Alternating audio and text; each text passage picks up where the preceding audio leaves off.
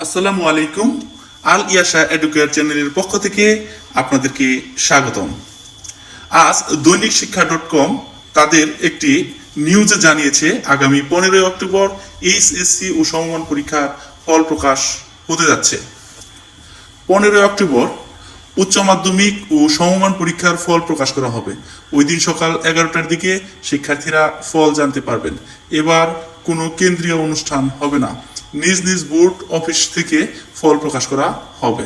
সোমবার আন্তঃশিক্ষা সমন্বয় কমিটির চেয়ারম্যান অধ্যাপক তপন কুমার সরকার দৈনিক শিক্ষা .com-কে এ তথ্য জানিয়েছে। প্রসঙ্গত গত প্রায় 22 বছর প্রধানমন্ত্রীর কাছে পাবলিক পরীক্ষার ফলের সারসংক্ষেপ হস্তান্তর হয়ে আসছিল। বোর্ড চেয়ারম্যানরা নিজ নিজ বোর্ডের ফলের সারসংক্ষেপ প্রধানমন্ত্রীর হাতে তুলে দিতেন। সেখানে উপস্থিত থাকতেন শিক্ষামন্ত্রী, প্রতিমন্ত্রী, সচিব সহ শিক্ষা সংশ্লিষ্ট অনেকে। এরপর শিক্ষা মন্ত্রণালয় আলাদা সংবাদ সম্মেলন করার পর শিক্ষার্থীরা ফল জানতে পারতেন।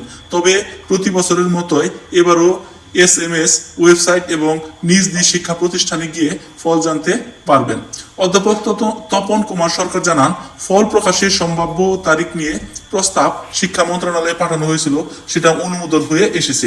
এর আগে 25 সেপ্টেম্বর শিক্ষা মন্ত্রণালয়ের মাধ্যমিক ও উচ্চ শিক্ষা বিভাগের সিনিয়র সহকারী সচিব মোহাম্মদ ইয়ানুর রহমান স্বাক্ষরিত এক চিঠিতে অসম্পূর্ণ এইচএসসি ও সমমান পরীক্ষার ফলাফল প্রস্তুতে আন্তঃশিক্ষা বোর্ড সমন্বয় কমিটিকে নির্দেশনা দেওয়া হয়। অনুষ্ঠিত বিষয়গুলো পূর্ণমানে এবং বাতিল হওয়া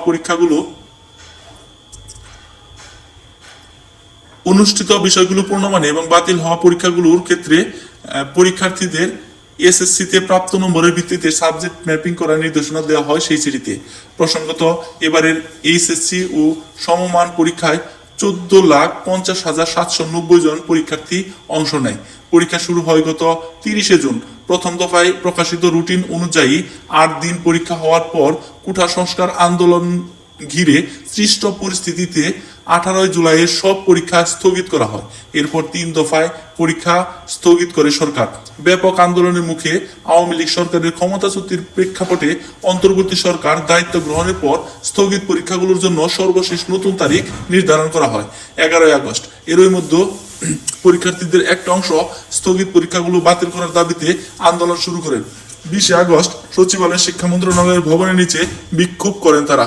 পরবর্তীতে বাতিল করা হয় স্থগিত সব পরীক্ষা। সিদ্ধান্ত হয় স্থগিত পরীক্ষাগুলো ফল নির্ধারণ করা হবে পরীক্ষার্থীদের এসএসসিতে প্রাপ্ত নম্বরের ভিত্তিতে সাবজেক্ট ম্যাপিং করার মাধ্যমে। তো এইচএসসি পরীক্ষার্থীরা, তোমাদের সকলের রেজাল্ট ভালো হোক সেই প্রত্যাশায় আমি আমার ভিডিওটি শেষ করছি।